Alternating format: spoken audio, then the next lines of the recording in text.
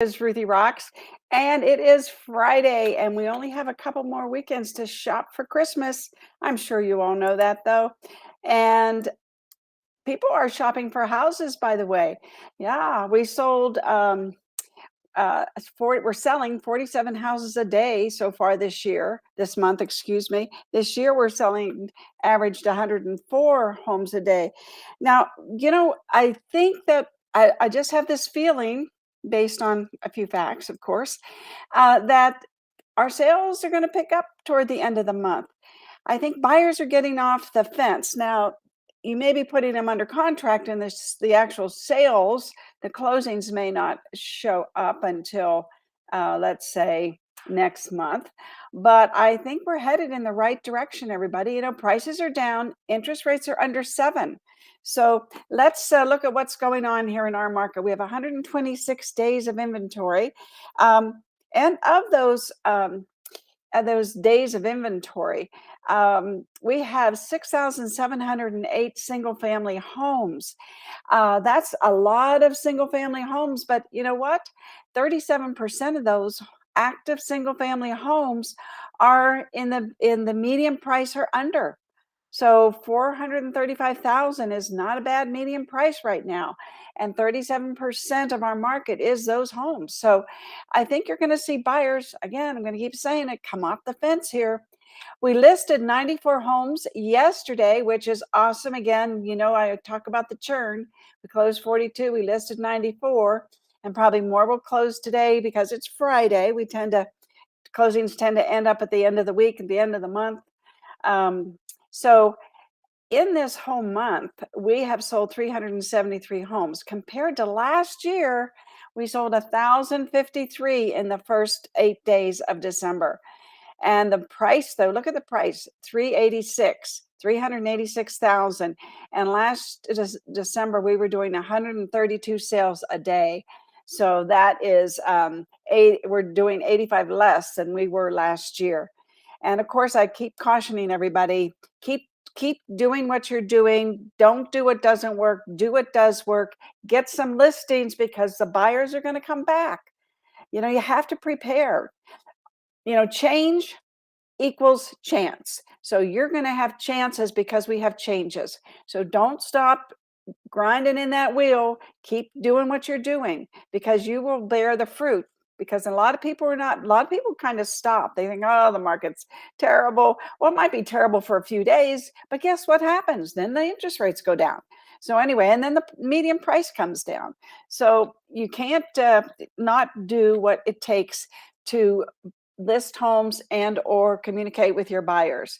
And if you look down here, one of the great places to do your marketing is for investors.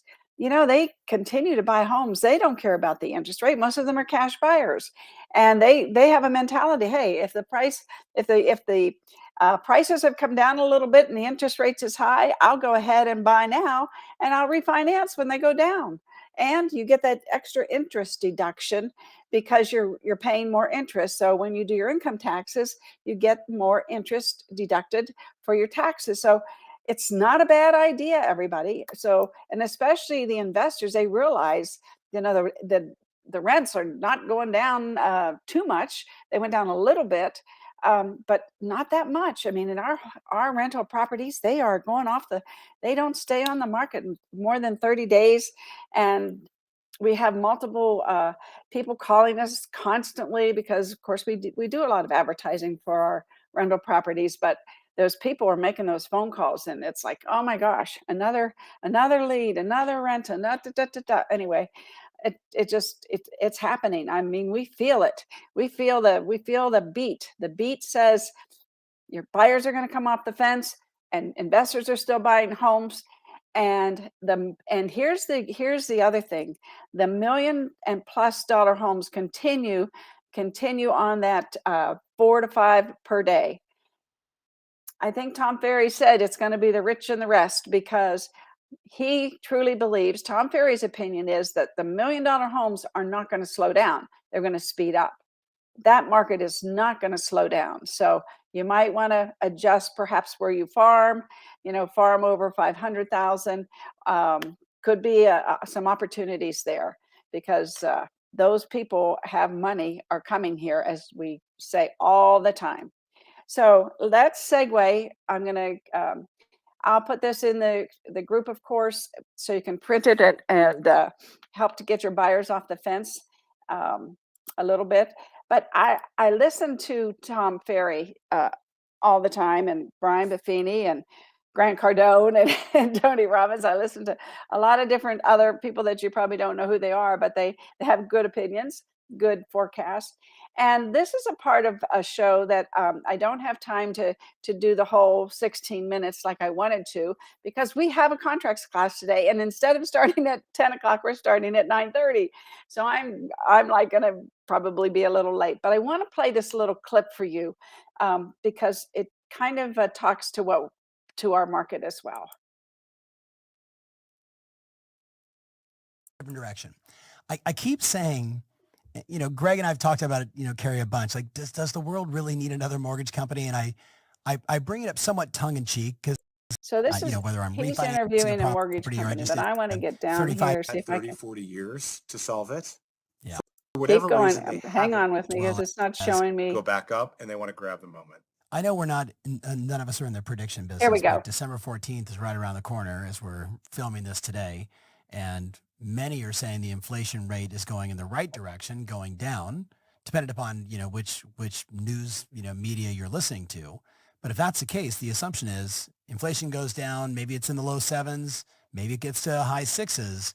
We know interest rates will follow. What do you guys think is going to happen? Isn't this the hardest? Isn't this one of the hardest questions? Right. Um, I'd be surprised if we see sustained rates in the low sixes, high fives. My sense is Europe isn't under control yet. Not that I'm an economist. Housing prices still, especially on the rental side, are still quite significant, high. So I think if we bump around in the sixes, that would be a great thing. That is A for great mortgage thing. rates. A great thing for who? That's my polite way of saying I think we still have a little bit of inflation to take out of the market, Yeah. and I'm hoping that we don't see an increase back into the sevens. Carrie, thoughts? Everything Greg said, but then I'll add, we know the demand is still there. There's still people Right. who weren't able to find homes before because of inventory problems, and they're sitting around waiting for things to change so that either there's more inventory or rates go down or both. So we know there are buyers out there. It's just a question of what changes to unlock the situation for them. Yes. That really is the key. And I've got a mastermind coming up in a few days trying to figure out how I can help all these incredible teams go from listing several hundred homes a year to list several thousand properties a year, finding the inventory that needs to be found for these, for these buyers out there that are desperately wanting to buy. So, okay, so as we get near wrapping this up, kind of just closing thoughts for the industry. We're going into a new year. Many are saying 2023 is going to be kind of the same of what we experienced the last, 6 months of this year. What insight or what thoughts do you have for the real estate industry at large, Carrie? Gosh, just gotta roll with the punches these days, don't you? It is constantly changing. I think staying in touch with the market so you understand how to advise customers best in this environment is the most important thing. Um, and making sure that you're not just running the old playbooks from, 2020, 2021, but you're really evolving. I think that's the most important thing. It's new times require new approaches. Yes, 100%. Greg, closing thoughts? Yeah, I'm going to hit it. And you touched on it. Listings win in the last market, and they win in this market as well. Even with higher mortgage rates, like I said, well-priced listings sell fast. Folks want to live a better life and a better home. So focus on your listing generation strategy for sure. And this is not going to be, I really don't think it's going to be like in the 708. No. This is fundamentally a different situation. In 0708, we had poor credit quality, which really means we gave folks mortgages that shouldn't have had them. And they spent in the market ultimately popped when we couldn't continue to give mortgages to less qualified individuals. The whole Right. system kind of popped. This is not the situation. We've never had better credit quality. resulting from 07 and 08. So good. And this is really about prices got unsustainable. So things are slowing down a little bit and people are worried. Okay. That's going to solve itself. Inflation will solve itself. Listen to what Tom tells you to do. Go out and get listings, be disciplined, work your sphere, treat people with respect, make sure you have a great purpose. Make sure if anyone walked up to you and said, what's different about your real estate business from all other businesses in your market, that you have a really clear value proposition. If you do, you'll do great. Yes. Yes. It's truly going to be, as we get near wrapping this up, I see next year, I hate the way this sounds, Carrie, but it just is what it is. It's the rich and the rest, right? When you look across, broadly the MLSs in the U.S., you've got nearly 71% of all the volume and transactions being done by the top 25% of the agents in the MLS. But then if you go up a notch and say, what about the top 10? The top 10% are doing 51% of all the volume and all the transactions. So it's truly going to be a rich and the rest environment next year. I think it's even going to be even more so than it was during the pandemic 2020, 2021. So for my listener, Carrie said it, the playbooks that you were running, the plays that you were running, if they're not producing results right now, stop. It's like, hey, we ran this test. It didn't work. I tried this email. It didn't work. I tried this script. It didn't work. Hey, I waited for deals to come to me. It didn't work. Run plays that work and you will do really well in this environment because the vast majority of people won't. Hey, really fast. What states are you guys in now? I feel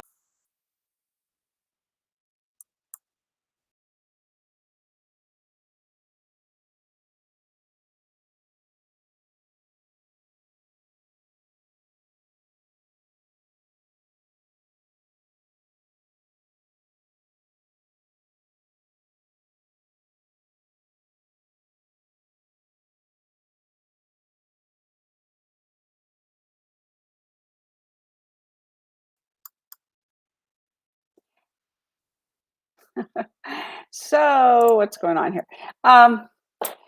I hope there wasn't an echo in that. There might have been, because I didn't test it.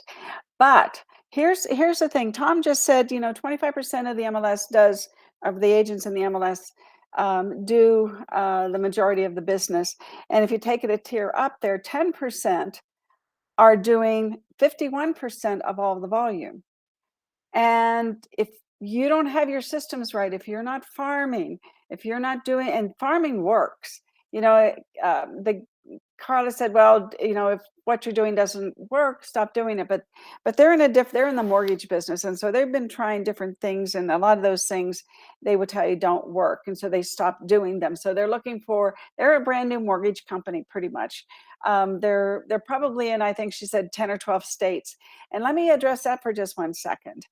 So what they're doing is they're producing a product, a technical product where people can make that mortgage journey, that experience easy. Easy. With your phone, they're going to get the information and they're going to do it overnight or in a day or two. They're going to take all that hardness, that difficulty out of the mortgage experience, waiting on this and waiting on that. And they're saying the 28 days of getting approved for a mortgage, that's going to be over. So they are working really hard and they're in other states doing it. They're not in Nevada yet.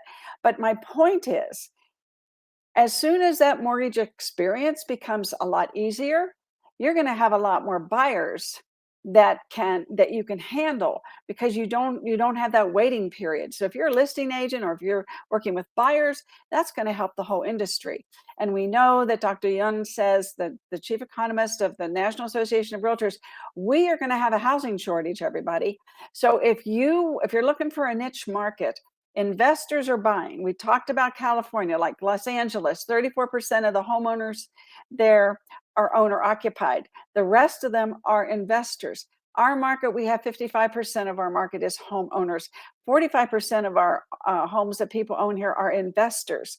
So you've got that investor market. You've got the senior market here. And generally, seniors come with cash. And the other thing is, if you have investors, there's a lot of seniors that come here for all the benefits we have and they rent. So you need to figure out what market you're going to go after. And then I mentioned the $1 million market. That market hasn't slowed down. So you've got a lot of change means chance. There's a lot of changes going on, but it's a lot of chances for you all to get out there and farm. You're not going to reap the harvest if you don't start farming. And it's not difficult. We've been talking about this for a couple years, and Remind makes it very easy. In my class, Be the CEO of Your Life. I mean, I give you several different strategies, what you can go and get, and why you would want 2-story homes, and market to those people, because after a certain point, they want to retire into a single family home. Excuse me.